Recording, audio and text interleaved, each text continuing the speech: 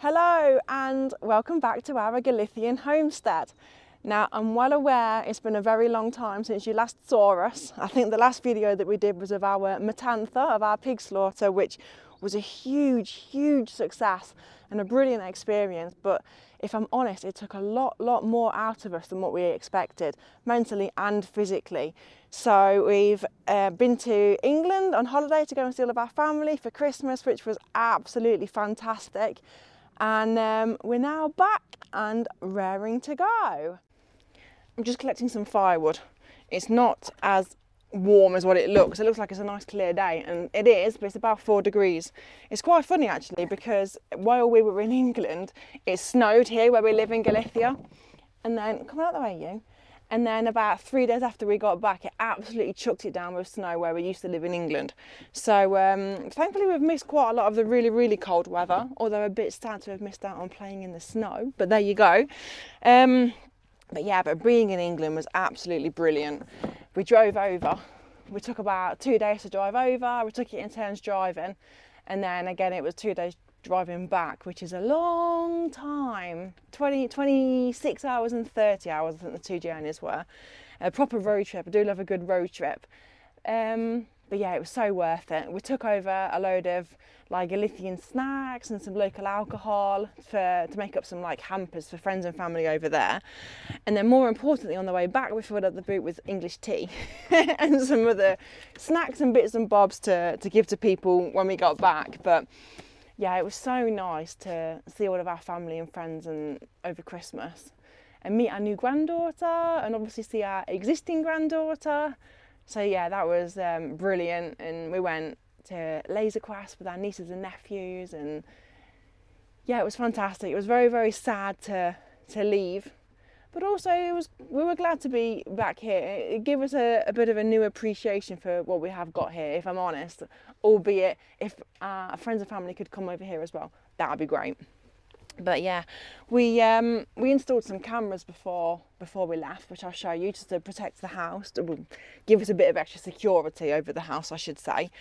But also, we decided to not really take a chance, but we decided to get some house sitters in to come and look after the house, or look after the dogs, look after the chickens, and look after the land for us while we were gone.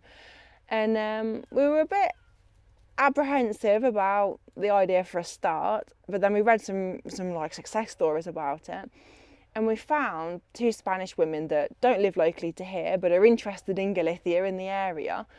And basically, yeah, they came over. They arrived on the Tuesday, so we got to know them for a few days before we left, to show them all the ropes, meet some of the neighbours, get to know a bit of the local area. Yeah, and they were here for a day after we got back. So they were here for about 2 weeks in the end, and they did a fantastic job. Dogs couldn't have been happier. We couldn't have been happier. They couldn't have been happier. And actually, it was a really good experience. So we're very grateful for them. So yeah, I mean, you read horror stories about people coming to house sit, but thankfully that's not our experience. So. Okay, so as Emma mentioned, we installed some security cameras. I'm sure she's mentioned why, because we went back to England and we thought we were going to be leaving the house. We didn't. Emma's explained. Anyway, I'll quickly just talk you through them. Reggie's moving the wood for me. Get it, Reggie! Get it! So yeah, so we've got these pan and tilt cameras, which are linked to the Wi-Fi inside the house. All the footage on them is saved to an SD card, so there's no sort of subscription or anything, and it keeps everything self-contained. So as you know, we've got solar and batteries. So if the grid was to go down, I mean, that's never happened in Spain before, has it? Hey, if the grid was to go down, we've still got use of the cameras and the footage that they record. They're solar powered, and I did have a bit of a concern that obviously here in Galicia, you can see it today, it's quite overcast. I was a little bit concerned that we wouldn't be able to keep the power up in the batteries, but you know, they've been up since mid-December, I would guess, and I've never seen the battery less than 95%. So even though this is on a bad wall for solar, the panel is doing the job. It's keeping it topped up constantly. We got them from Obramat. They were cheaper than getting them off of Amazon, for example. Yeah, so Mr. Bezos has missed out on an order there. And I'm sure you can get them cheaper on Amazon, but for all the functionality that these do, you know, they give push notifications to our phone when they detect movement. You can adjust that movement, so every time the dogs come running out, it doesn't set it off because it's got a human detection sensor. So it'll only give you a notification. So I'm laughing at the dogs fighting. It'll only give you a notification if there's a human detected in the scene, rather than the dogs and the cats constantly setting it off. So yeah, for what we got, I think it was really good value for money. I think they're about 58 euros, I think, something like that. So yeah, really good value. And why we didn't need them, because we had house sitters in. We were just able to keep an eye on everything when we went back to the UK, and it was absolutely no trouble at all. We also installed, to help the cameras, I've just installed these little solar lights as well. These are the same ones that we had on the chicken tractor. So I was fairly crazy dogs. I was fairly confident that they would stay charged all the time, because we've got one on the chicken tractor. It's been on there for nearly 2 years now, and it still goes off every night when you walk past it. And it's been through baking heat, freezing cold, snow, rain, the whole shooting match. So the idea is that you're distracted by the dogs. I'm not surprised. The idea. Oh no, the other one's here now. 3 of them. So the idea is that even though the camera's got its own built-in light, and it can work off infrared, so at night it can be full colour with its own light, or work off infrared. These lights just give it a bit of an assistance with the light, and it just makes the picture clearer and more visible. Because you do hear these horror stories that people have installed expensive security systems and they still get robbed, and you can't make head and a tail of the face that's on there. It just looks like a blur. Thankfully, I don't think these will be like that, touch wood. I wonder if we've got any footage from some nighttime footage of Scarlett going out feeding their cats. Yeah, possibly. I could Insert here. Yeah, I'll pop it in. So we put one on the side here, which is sort of monitoring the garage, and this side. And I've also popped one. Don't trip over the... Too late, I nearly missed it. I've also popped one on the front of the house in the middle there. Again, supported by 2 solar floodlights. Less concerned about this maintaining its charge, because the sun behind where you guys are sitting at the sofa at the minute, the sun comes round the back of you, yeah, and this is south facing, so these charge really well. So yeah, just a little addition, quite cheap. Like I say, cam was 58 euros from Obramat. I think the lights, they're only 15 euros each. You buy them in packs of 2. I think they were 30 euros for the 2. Mr. Bezos got the order. He did the goods, and they were delivered. Got them up there. Ideal. We were fairly lucky with our journey back to England, in that Google never sent us on any of these magical mystery tours that sometimes that you get when it decides that another way is more helpful than what you were already going, and then you find yourself on some ridiculous roads. But that didn't happen. However, we did discover a bit of a Google hack. Whether or not other people know about this, I don't know. We discovered that whilst I was looking for fuel that wasn't on motorways and wasn't €2.10 in France, which is unbelievable, that if you search on Google for fuel and then give it a minute and don't immediately go searching and looking and clicking buttons, that actually it will start bringing up the prices of the fuel on the individual petrol stations. Now, it isn't always completely accurate. It's perhaps 2 or 3 cents off sometimes, sometimes only like 0.5% off. Sometimes it's completely accurate.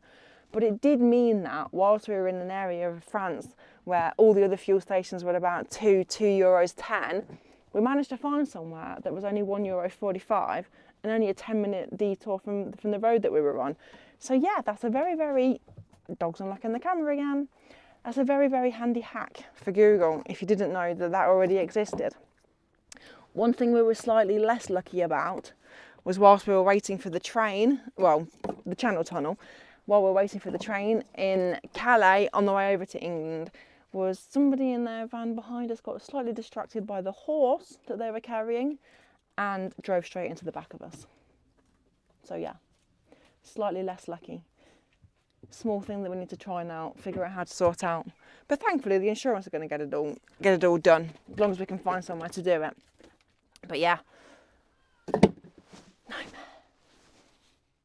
So we have here behind me a selection of salchichones and chorizo and spicy chorizo. So this is only about a quarter of it. Ooh, bright lights. Ooh.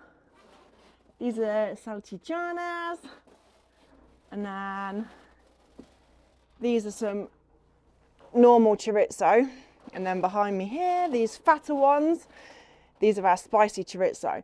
Now they're in here just finishing off curing. They're about done really, probably more for storing than they are for extra curing. We've frozen about half of the chorizos, and we froze them before they were fully cured because I like to cook them. I like to cook with them sometimes, and I think that they taste better and they just cook a little bit better when they're still a little bit soft. So they've been frozen, and then these are the rest of them. So it's very exciting. And then I'm just gonna squeeze my way back past them. In here, in our little secret area, we have got our jamones. So let me turn you round. So I think we mentioned when we did them that we did these with the front legs rather than the back legs because they are smaller. Although, I mean, you wouldn't say that they were smaller because they are still absolutely huge. If you can see that they're red on here, on the meaty bit, that's where they've been rubbed with pimenton, which is kind of like paprika, and that's to keep all the flies and stuff off of them. So yeah, this is kind of the most airy, coolest, best place really for them in the whole of the house. So they're going to have to sit here, or hang here I should say, for about 6 months really before we can get our teeth into them, which is a shame. Any friends and family watching this will know that I'm not exactly famous for having a lot of patience, but if I want to get the most out of these, I'm just going to have to learn to wait. So yeah, we're checking on these, and we're checking on the chorizos once every few days just to make sure that they're all right, and they are. And yeah, we've kind of, by the time that we'll be ready to eat these, it'll be about time to slaughter the next load of pigs and get the next load made, which is absolutely crazy when you think about it. So here we are, up in the woods. It's incredibly quiet up here now, there's no pigs. It's a bit sad actually. I do kind of miss them.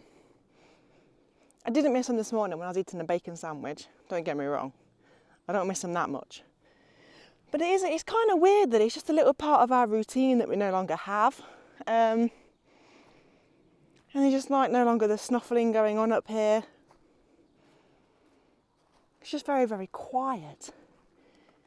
Not a bad thing, just an observation. So some of you will be wondering whether or not we will be doing it again, and the answer is a resounding yes for definite. There's some things that would change. The house needs upgrading. We're probably going to build a more permanent structure in each of the pens. So we had the 3 pens which did work really, really well. So we're thinking that perhaps we'd build a house or a pen or whatever for them in each one. We have also discussed perhaps just fencing off this whole area and letting them have the whole area to roam around instead of doing the individual pens. We've discussed having a bit of a farm situation, perhaps having 10 pigs or so in here and then keeping 2 of them for ourselves and selling the other ones. So yeah, we've discussed we've discussed lots to do with the pigs and what we would do differently, and what we might do the next time, what breeds we might have. We've talked about having some traditional Galician pigs, some Celtas. So yeah, we definitely will do it again. Talking about my bacon sandwich, actually this morning, I think that we have got some footage of making the bacon that we haven't yet shown. So we'll pop that in now, and that will pretty much tie up all pig talk for now. Watch this space. Hi everybody, so processing bacon. The bacon here, we're about halfway through, 3/4 through. And this bacon's been marinated in salt and pepper and a bit of sugar for a few days. Then it was hung for a few days, and now it's in the house and we're slicing it up into English bacon. So this is what we start with. I cut them in the middle just so they can fit in the old slicing machine. Come this way, camera person. Here we have the slicing machine, a new purchase which we're actually using. So, there we go. I don't know if you can see it, but that blade's spinning round.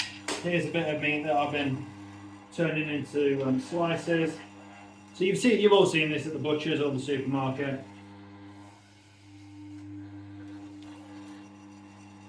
Shows a slice, Em.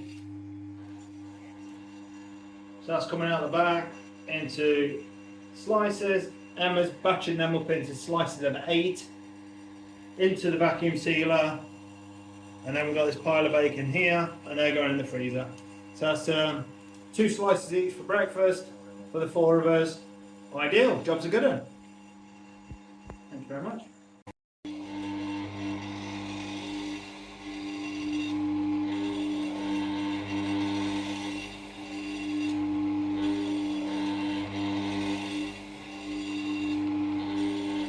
Just that.